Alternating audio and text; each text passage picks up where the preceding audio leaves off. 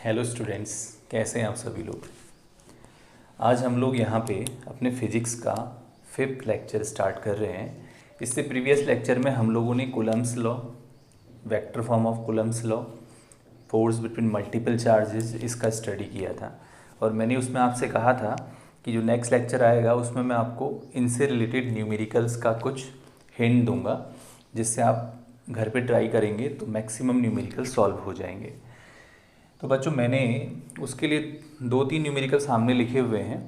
क्योंकि न्यूमेरिकल्स को ध्यान में रखना संभव नहीं है, तो मैंने इसके सामने बोर्ड में, आपकी ही बुक के न्यूमेरिकल्स हैं ये, तो हम पहले इसको सॉल्व करते हैं। उसके बाद मैं आपको कुछ न्यूमेरिकल्स दूंगा जिसको आप घर पे ट्राई कीजिएगा। तो आपका जो पहला न्यूमेरिकल मैंने बोर्ड पे लिखा हुआ है उसमें वो है the electrostatic force of repulsion between two positively charged ion carrying equal charge is 3.7 into 10 to the power minus 9 Newton when they are separated by distance of 5 angstrom. How many electrons are missing from each ion? पहला हमारा, सबसे पहले हम जब भी किसी numerical को solve करते हैं, ये जो लास्ट वाला लाइन है इसको बहुत ध्यान से पढ़ना चाहिए कि हमारा जो उद्देश्य है वो यहाँ पहुँचना है हमको। हाउ मैनी इलेक्ट्रॉन, कितने इलेक्ट्रॉन मिस हैं, मतलब आपको नंबर ऑफ इलेक्ट्रॉन बताना है, एन बताना है, ठीक है। अब क्वेश्चन को थोड़ा डीपली पढ़ो कि आपके पास दो आयंस हैं, दोनों पॉजिटिवली चार्ज्ड आयंस हैं, राइट, और दोनों का चार्ज भी इक्वल है। मतलब जो चार्ज फर्स्ट आयन का है सेम वही चार्ज सेकंड आयन का भी है, ठीक है। दोनों का चार्ज इक्वल है और दोनों के बीच में इतना फोर्स लग रहा है 3.7 into 10 to the power minus 9 newton. और ये फोर्स उनके बीच में तब लगता है जब हम उनको 5 एंगस्ट्रॉम की डिस्टेंस पे सेपरेट करते हैं। मतलब इनके बीच का जो ये डिस्टेंस है, इसको जब आप 5 एंगस्ट्रॉम करते हैं, 5 एंगस्ट्रॉम करते हैं तो उनके बीच इतना रिपल्सन फोर्स लगता है। तो दोनों आयंस में कितने इलेक्ट्रॉन मिस है। देखो यहाँ पे इलेक्ट्रॉन मिस है बोल रहा है, क्यों बोल रहा है, क्योंकि आयन कैसे है, पॉजिटिव। और मैंने आपसे बोला था ये बॉडी पॉजिटिव कब होगी, जब इसमें से इलेक्ट्रॉन निकल जाएंगे या इलेक्ट्रॉन इसके कहीं खो जाएंगे, कह सकते हो। तो इसमें से इलेक्ट्रॉन जब बाहर निकलेंगे तो पॉजिटिव, इसका मतलब है आयंस में से इलेक्ट्रॉन मिस हुए होंगे, इसीलिए वो पॉजिटिव है। तो कितने इलेक्ट्रॉन मिस हैं आपको ये बताना है, ठीक है। तो बहुत सिंपल सा क्वेश्चन है। आप लोग को दोनों का इक्वल चार्ज है, चार्ज का अमाउंट पता नहीं है बट इक्वल चार्ज है, लेकिन दोनों के बीच में फोर्स पता है। तो हमको पता है according to Coulomb's law F is equals to 1/4 pi epsilon naught Q1 Q2 upon R square होता है। F हमको पता है दे आर, ये इतने फोर्स से एक दूसरे को रिपेल कर रहे हैं, 10 to the power minus 9 newton is equal to, इसका वैल्यू हम ऑलरेडी पहले से जानते हैं, 9 into 10 to the power 9। Q1 Q2 both are of equal charge, तो Q into Q square upon R square. They are separated at a distance of 5 angstrom. अब previous class में आप लोग यूनिट मेजरमेंट यूनिट 11th में है, उसमें आप लोगों ने सीखा होगा एंगस्ट्रॉम को हम मीटर में कैसे कन्वर्ट करते हैं। जब भी कहीं पे आपको एंगस्ट्रॉम दिखाई देता है उसको मल्टीप्लाई कीजिए 10 टू दी पावर माइनस 10 से, तो वो आपका मीटर में कन्वर्ट हो जाता है। तो मैं 5 एंगस्ट्रॉम का मीनिंग क्या हो गया, 5 एंगस्ट्रॉम का मीनिंग हो गया 5 into 10 to the power minus 10। और हमने इसको R की जगह पुट किया है, R के आगे स्क्वायर है, सो हम लोग यहाँ स्क्वायर लगाएंगे, ओके। अब आप इसको कैलकुलेट कीजिएगा। कैलकुलेट कैसे करेंगे, इसका स्क्वायर करेंगे 25 हो जाएगा, इसका स्क्वायर करेंगे -20 हो जाएगा, 10 टू दी पावर -20। तो 25 इसको हम इधर ट्रांसफ़र करते हैं, 25 into 3.7 into 10 to the power -20 -9 इधर आके मल्टीप्लाई होगा 10 टू दी पावर -29। बात समझ में आ रही है, -20 इधर हो गया, -9 इधर हो गया। This is equal to 9 into 10⁹ into Q square. यहां से आप क्यू स्क्वायर का कैलकुलेशन करेंगे, Q square equals to 25 into 3.7 into 10⁻⁻29 upon 9 into 10⁹ यहाँ से आपको स्क्वायर हटाना है, स्क्वायर हटाएंगे यहाँ रूट आ जाएगा, यहाँ से आपके पास q का वैल्यू आ जाएगा।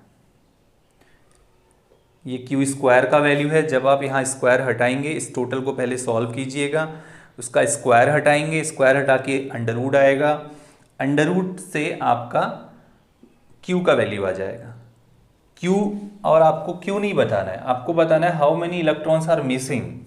तो आपको पता है यहाँ से जो q का वैल्यू आपका आएगा, अप्रॉक्सीमेट q का वैल्यू कितना आएगा, आपको पता है कि 25 का रूट करेंगे 5 आएगा, हमारे पास 9 का रूट करेंगे 3 आएगा, 3.6 का अगर आप रूट करेंगे 3.6 का, तो इसको आपको रूट करना आना चाहिए। मैथ्स में आप लोगों ने छोटी क्लास में सीखा होगा, तो इसको रूट कीजिएगा, ये ऊपर जाएगा -29 और -9 -38, उसका रूट -19 हो जाएगा। यहाँ से आपको वैल्यू निकालनी है q की, राइट। q आपका आ गया, बट आपको नंबर ऑफ इलेक्ट्रॉन बताने हैं, तो q इक्वल्स टू सबको पता है ne यहाँ, और आपको बताना क्या है n। e आपको ऑलरेडी मालूम है 1.6 इंटू 10⁻⁻19। उस वैल्यू को आप ये जो सॉल्व करके रूट करके आएगा उसके नीचे ट्रांसफर करेंगे, तो आपको ये पता चलेगा इसमें कितने इलेक्ट्रॉन मिस है। ठीक है, इस तरीके से आप इस न्यूमेरिकल को या इस टाइप के न्यूमेरिकल को सॉल्व कर सकते हैं। Any problem? नो।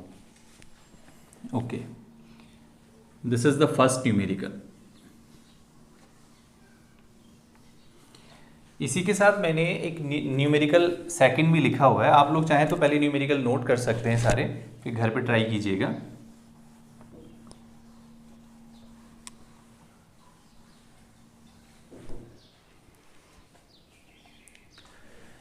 एक सेकंड न्यूमेरिकल हम लोगों ने यहाँ पे लिखा हुआ है, इसमें लिखा हुआ है a free pith ball A of 8 gram mass है उसका, carry a positive charge of 5 into 10⁻⁻8 coulomb. एक बॉल है आपके पास, मास उसका इतना है, इतना उसके पास पॉजिटिव चार्ज है। What must be the nature and magnitude of charge that should be given to a second pith ball B. Question को ध्यान से देखिए, एक दूसरी पिथ बॉल है, उसको हमको कितना चार्ज देना चाहिए, कितना चार्ज देना चाहिए, किस नेचर का, पॉजिटिव या नेगेटिव, किस नेचर का चार्ज इसके पास होना चाहिए, ताकि हम pith ball B fix 5 centimetre below the former ball A so that the upper ball is stationary. सबसे बड़ा प्रॉब्लम फिजिक्स में क्या होता है ना बच्चों, सबसे बड़ा प्रॉब्लम होता है कि हमको क्वेश्चन का लैंग्वेज ही नहीं आता है, समझ में नहीं आता कि क्वेश्चन कह क्या रहा है, और फिर हम वहीं पे एग्ज़ाम में उसको ट्राई नहीं करते। आप मत कीजिए एग्ज़ाम में, लेकिन आप लोग कम से कम उस क्वेश्चन को पढ़ने की कोशिश कीजिए। मैंने बहुत टाइम ऐसा नोटिस किया है कि बहुत सारे बच्चे क्वेश्चन पढ़ते भी नहीं हैं, तो आप ऐसा मत कीजिए। आपको क्वेश्चन आता है या नहीं आता ये दूसरी बात होती है, एटलीस्ट आप क्वेश्चन को समझने की, उसको रीड करने की कोशिश ज़रूर कीजिए। ठीक है, तो हमारे पास एक बॉल है ए और उसके नीचे एक दूसरी बॉल है बी 5 सेंटीमीटर नीचे।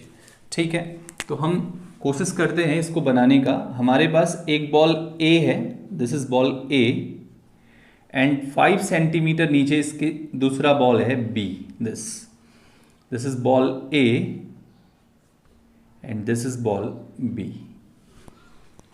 ठीक है, अब क्वेश्चन है इस बॉल का जो चार्ज है वो हमको गिवन है। ठीक है, अब क्वेश्चन है कि इस बॉल को हम कितना चार्ज देंगे, इस बॉल को हमने कितना चार्ज देना चाहिए और किस नेचर का चार्ज देना चाहिए ताकि ये हवा में ही रुक जाए, ये वाली बॉल ऐसे ऊपर ही रुक जाए, नीचे ना आए। तो अगर आप इसमें सोचने की कोशिश करेंगे तो इसका चार्ज पॉजिटिव है, इसका चार्ज कैसा है, इसका चार्ज पॉजिटिव है, तो इसका मतलब है मैं इसको नेगेटिव तो नहीं दे सकता, क्योंकि अगर मैं इसको नेगेटिव चार्ज दूंगा तो ये यहाँ पे स्टेशनरी नहीं रहेगा, क्योंकि नेगेटिव पॉजिटिव को अट्रैक्ट करेगा और ये नीचे गिर जाएगा। लेकिन हमसे बोल रखा है लास्ट में कि जो बॉल ए है, अपर बॉल इज स्टेशनरी, उसको वहीं पे स्टेशनरी रोकना है। तो अगर आपको इस बॉल को रोकना है तो इसको पॉजिटिव चार्ज देना पड़ेगा, इसको पॉजिटिव चार्ज देना पड़ेगा। इसका भी पॉजिटिव है और पॉजिटिव के बीच में रिपल्सन होता है, तो ये इसको ऊपर को धक्का देगा। अब बहुत सारे बच्चों के माइंड में क्वेश्चन आता है कि सर ये बात तो समझ में आती है कि इसको पॉजिटिव देना चाहिए क्योंकि इसका भी पॉजिटिव है, हमने इसको हवा में रोकना है, तो फिर ये ऊपर को ही जाता रहेगा। ऐसा इसलिए नहीं है, तो आप ये मत सोचिएगा रिपल्सन होगा तो ये ऊपर को मूव करेगा। नो, ये ऊपर को मूव इसलिए नहीं करेगा क्योंकि आप लोगों ने लास्ट ईयर पढ़ा था हर किसी बॉडी का जो वेट है वो नीचे को होता है। इस पे इतना फोर्स ये हवा में है, इस पे mg फोर्स डाउनवर्ड लग रहा है। ये इसके चार्ज की वजह से नहीं है, ये अर्थ की ग्रेविटी की वजह से लग रहा है। इसकी वजह से जो फोर्स लग रहा है वो तो इलेक्ट्रोस्टैटिक फोर्स है और वो लग रहा है इधर को, this force is electrostatic force. और ये कब स्टेशनरी हो जाएगा? ये स्टेशनरी तब हो जाएगा जब इस पे अपवर्ड फोर्स और डाउनवर्ड फोर्स की वैल्यू इक्वल हो जाएगी। इस ए वाले पार्टिकल पे अपवर्ड फोर्स और डाउनवर्ड फोर्स जब एक दूसरे के इक्वल हो जाएगा तो ये ऊपर को भी नहीं जाएगा और नीचे को भी नहीं जाएगा। अगर ये ऊपर को जा रहा है इट मीन्स कि ये फोर्स लार्ज है, ये स्मॉल है। अगर ये नीचे को जा रहा है इट मीन्स ये फोर्स लार्ज है, ये स्मॉल है। और अगर ये कहीं नहीं जा रहा है, जैसा कि हमसे बोला गया है कि हमने अपर बॉल को स्टेशनरी करना है, राइट, तो इसका मतलब है कि ये वाली बॉल हमारी स्टेशनरी है, तो ये वाली बॉल ना ऊपर जा रही नीचे जा रही, तो इस पे नेट फोर्स 0 है, राइट। ये हम कह सकते हैं दोनों फोर्स इक्वल हैं। तो अब आप, और इनके बीच का डिस्टेंस आपको ऑलरेडी पहले से गिवन है, कितना है 5 सेंटीमीटर। तो अगर मैं ऐसा बोलता हूं इफ ए इज स्टेशनरी, अगर ए बॉल हमारी स्टेशनरी है तो we can write F is equal to mg। ये वाला फोर्स और ये वाला फोर्स एक दूसरे के इक्वल होना चाहिए, दोनों एक दूसरे को बैलेंस करेंगे तभी वो मूव नहीं करेगा, स्टेशनरी रहेगा। ओके, अब बच्चों एक बात ध्यान देने वाली यहाँ पे ये है, ये वाला फोर्स कौन सा है? ये वाला फोर्स जो इस पे इलेक्ट्रोस्टैटिक फोर्स ऑफ रिपल्सन लग रहा है इसकी वजह से। तो इसको तो हम जानते हैं पहले से, 1/4 pi epsilon naught Q1 Q2 upon R square. ये फोर्स इसने इस पे लगाया इधर को, this is equal to mg, right. और हमारा क्वेश्चन क्या था? What must be the nature and magnitude of charge that should be given to a second pith ball B। इसको हम किस नेचर का चार्ज दें? समझ में तो आ गया किस नेचर का होना चाहिए, positive. Now we are going to calculate कि उसका मैग्नीट्यूड कितना होना चाहिए।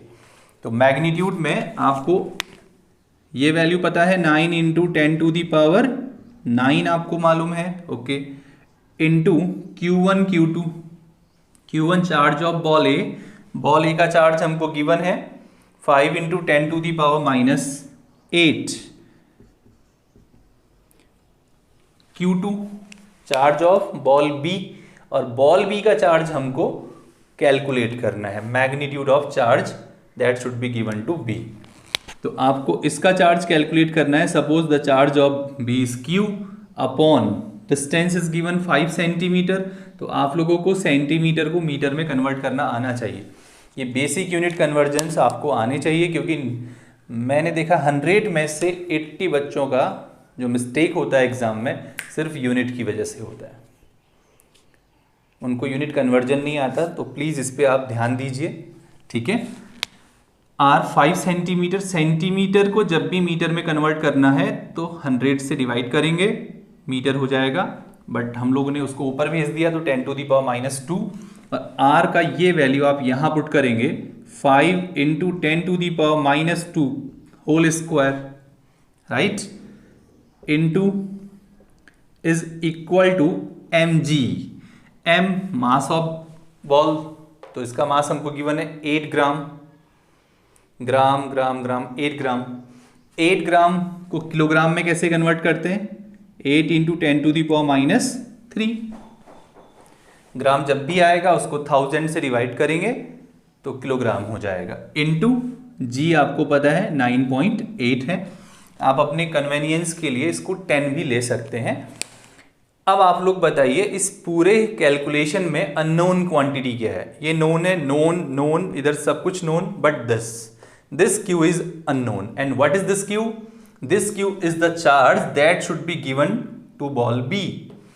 ये वो चार्ज है जो बॉल बी को हम देंगे तब ये बॉल ए स्टेशनरी रहेगी। इसको यहां रोकना है और एक बॉल यहां पे है तो इसको यहां रोकना है। पॉजिटिव चार्ज है तो इसका भी चार्ज पॉजिटिव होना चाहिए ताकि ये वहीं रहे। नेगेटिव होगा तो नीचे आएगा। तो आप यहां से किसको सॉल्व करेंगे?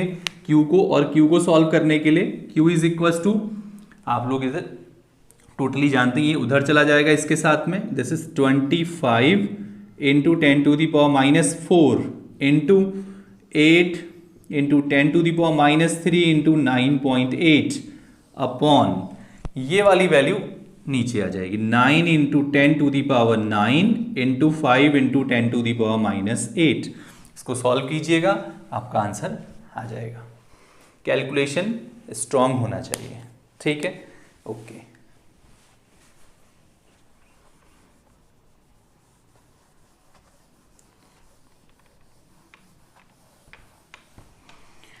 अब एक थर्ड क्वेश्चन मैंने और लिखा हुआ है बोर्ड में।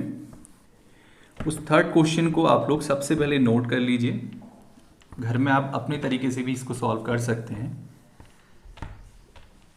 तो थर्ड क्वेश्चन आपके सामने मैंने लिखा हुआ है, a particle of mass m, एक पार्टिकल है उसका मास m है, उसका चार्ज -q1 है, इज मूविंग, वो मूव कर रहा है अराउंड अ चार्ज +q2 के अराउंड एक सर्कुलर पाथ में मूव कर रहा है। मतलब +q2 ये कोई चार्ज है, ठीक है, और r रेडियस का, ये r रेडियस है, यहां पे एक चार्ज है,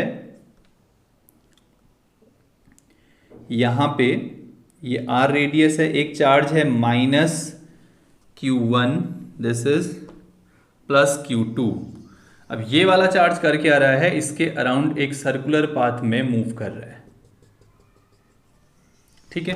-q1 इस +q2 के अराउंड एक सर्कुलर पाथ में मूव कर रहा है, ठीक है।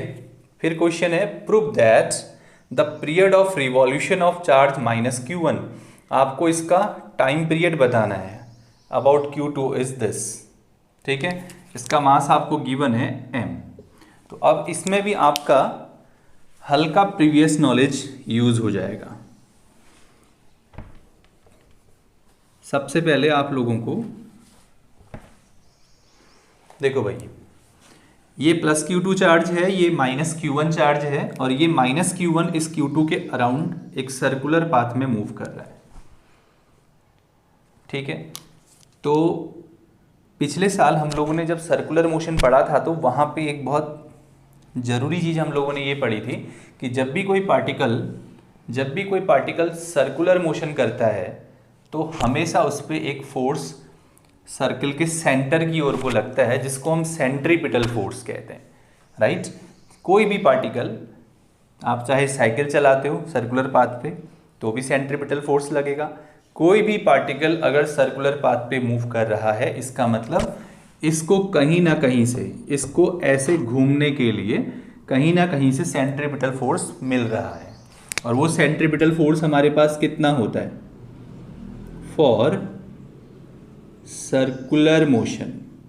तो आपको पता है सर्कुलर मोशन के लिए इसको सेंट्रीपिटल फोर्स चाहिए, एंड सेंट्रीपिटल फोर्स हमारे पास होता है mv²/r। ये फोर्स इसको चाहिए और ये फोर्स इसको कहीं ना कहीं से मिल रहा है, तभी ये सर्कुलर पाथ में मूव कर रहा है। अब ये फोर्स इसको कहाँ से मिल रहा है? तो सर्कल का सेंटर इधर है, सेंटर की ओर को जो फोर्स लग रहा है वो क्या है? इसका चार्ज +q2, इसका चार्ज -q1। तो इनके बीच में कोई फोर्स है? यस, इनके बीच में फोर्स कौन सा है? Electrostatic force of attraction. ये इसको अट्रैक्ट कर रहा है, ये ऐसे सर्कुलर पाथ में घूम रहा है तो इसके सेंटर की ओर को इलेक्ट्रोस्टैटिक फोर्स ऑफ अट्रैक्शन लग रहा है, वही फोर्स हमको सेंट्रीपिटल फोर्स प्रोवाइड कर रहा है। जब भी कोई पार्टिकल सर्कुलर मोशन करता है उसको कहीं ना कहीं से सेंट्रीपिटल फोर्स मिलता है, तो हमारे इस पार्टिकल को सेंट्रीपिटल फोर्स मिल रहा है इस फोर्स से 1/4 pi epsilon naught Q1 Q2 upon R square. तो ये वाला फोर्स ये प्रोवाइड कर रहा है, इसलिए हमने दोनों को इक्वल कर दिया। दिस आपको पता होगा कि जो सेंट्रीपिटल फोर्स है ये नेचर का फोर्स नहीं है, कोई नेचर का फोर्स आके ये फोर्स लगा सकता है, ठीक है। तो बोथ आर इक्वल। अब आपको ये बताना है कि इसका टाइम पीरियड क्या होगा। टाइम पीरियड ऑफ रिवॉल्यूशन इतना होगा। तो यहाँ से एक काम करते हैं, जो अननोन क्वांटिटी है v, उसका कैलकुलेशन करते हैं। v square is equal to, ये इधर ट्रांसफर हो जाएगा Q1 Q2 upon r, cancel out हो गया, एक m इधर रह गया, तो ये m इसके साथ कितना हो जाएगा, ये 4 pi epsilon naught into M R. This ये r से r कैंसिल हो गया, एक r यहाँ रह गया, ये इधर आ गया। तो यहाँ से v इज इक्वल टू कितना हो गया, under root of Q1 Q2 upon 4 pi epsilon naught into M R. This is the velocity. ये इस पार्टिकल की वेलोसिटी है जो सर्कुलर मोशन कर रहा है। Now time to calculate this, अगर आप इसका टाइम पीरियड निकालोगे, टाइम पीरियड ऑफ -Q1, तो टाइम पीरियड क्या होता है, टाइम क्या होता है, distance upon speed. Time period को अगर आप लोग जानते हैं तो टाइम पीरियड का मतलब है time to complete one revolution. Time to complete, ये पार्टिकल अगर यहाँ से चलना स्टार्ट कर रहा है तो इसको फिर से यहाँ पे पहुँचना है, तो उसके लिए वो जितना टाइम लेगा उसको टाइम पीरियड बोलते हैं। तो टाइम पीरियड इसका कितना हो गया, distance, this distance is 2 pi R upon speed, speed is v, और v का कैलकुलेशन हमारे पास ऑलरेडी आ चुका है। तो 2 pi are into 1/v, 1/v है तो इसको आप पलट सकते हैं, this is root of 4 pi epsilon naught into M R upon Q1 Q2, right. इसको अगर आप सॉल्व करेंगे तो t इज इक्वल टू, इस 2 को मैं इस रूट के अंदर लिखूंगा तो मुझे 2 लिखना पड़ेगा या 4 लिखना पड़ेगा, 4 लिखना पड़ेगा, क्योंकि अगर 2 है तो रूट के अंदर आप इस 2 को 4 लिख सकते हैं। तो 2 इज इक्वल टू रूट 4, तो ये 2 इस रूट के अंदर गया, तो ये 2 कितना हो गया 4, एक ऑलरेडी 4 अंदर है, 4 4 जा 16, ठीक है। ये पाई रूट के अंदर गया, तो पाई अगर रूट के अंदर लिखना है तो रूट के अंदर पाई को क्या लिखेंगे, पाई स्क्वायर। ये अंदर जाएगा तो पाई स्क्वायर, और एक ऑलरेडी अंदर आपको दिखाई दे रहा है, दिस इज पाई क्यूब। ये आर अंदर जाएगा तो आर स्क्वायर, एक ऑलरेडी दिखाई दे रहा है, this is R cube, and epsilon naught M R, यहाँ से R square R cube upon Q1 Q2, जो कि हमारे इस आंसर से मैच करता है।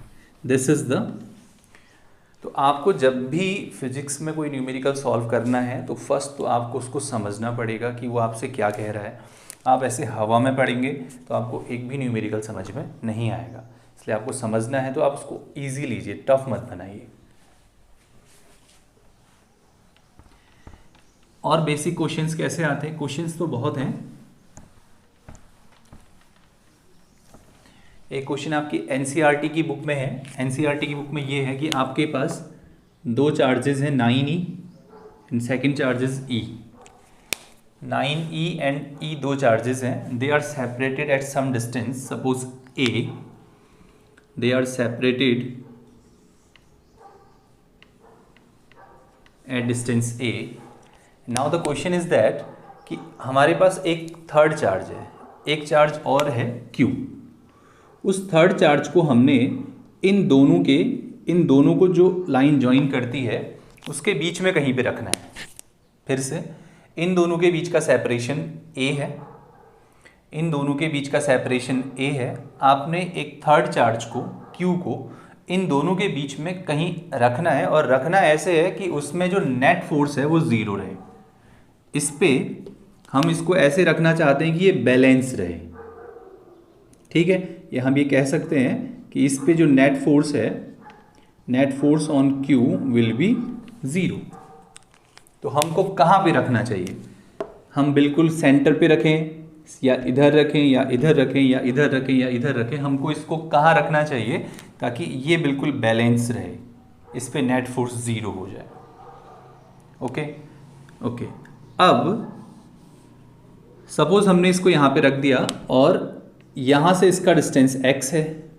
अगर यहाँ से इसका डिस्टेंस x है तो यहाँ से इसका डिस्टेंस कितना? Total distance is a, this is a minus x, ठीक है। तो हम यहाँ पे ऐसा लिख सकते हैं, suppose q is balance at a distance x from 9e।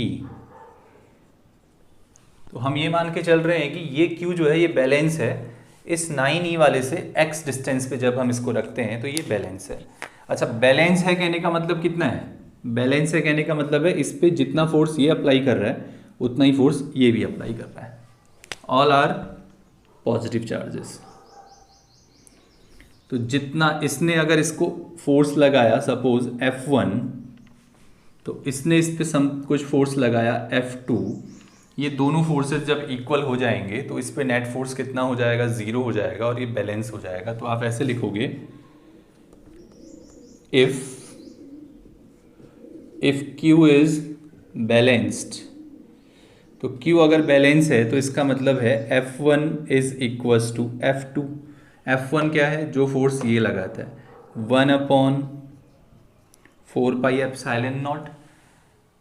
इन दोनों का charge Q1 9e, Q2 Q upon distance x square is equals to F2।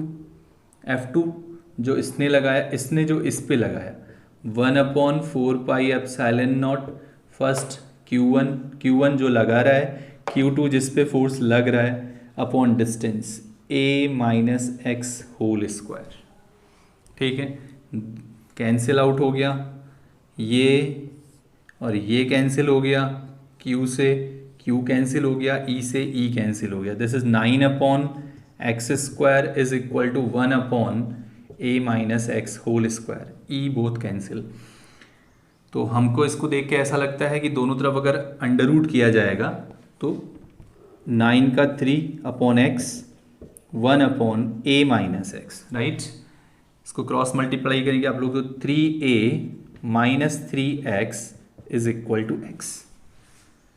Now 3a is equals to 4x, right. x is equals to 3a/4। What is this? It means कि जब आप इस Q को इस 9e वाला जो charge है उससे 3a/4 की डिस्टेंस पे रखते हो, 3a/4 की डिस्टेंस पे रखते हो तो ये बैलेंस रहता है। बैलेंस का मतलब ये ना तो उधर मूव करता है ना इधर मूव करता है, ठीक है। सेंटर पे हम नहीं रख सकते क्योंकि दोनों अगर ये इक्वल होते तो आपके सेंटर पे ये बैलेंस हो जाता। ओके, बहुत सारे क्वेश्चंस हैं, सारे क्वेश्चंस ऑनलाइन बताना पॉसिबल नहीं है बुक में। अगर आपको कोई प्रॉब्लम हो तो मेरा ये कॉन्टैक्ट नंबर है, आप मुझे मैसेज व्हाट्सएप के थ्रू क्वेश्चंस भेज सकते हैं। मुझे जब भी समय मिलेगा मैं आपको सॉल्व करके दूंगा। इसके अलावा हम अगला जो टॉपिक हमारा है इलेक्ट्रिक फील्ड, उसको हम नेक्स्ट लेक्चर में मैं आप लोगों को समझाऊंगा। आज के लिए फिजिक्स में इतना ही। मैक्सिमम क्वेश्चन आप ट्राई कीजिएगा जितने आपसे हो सकते हैं। Thank you so much.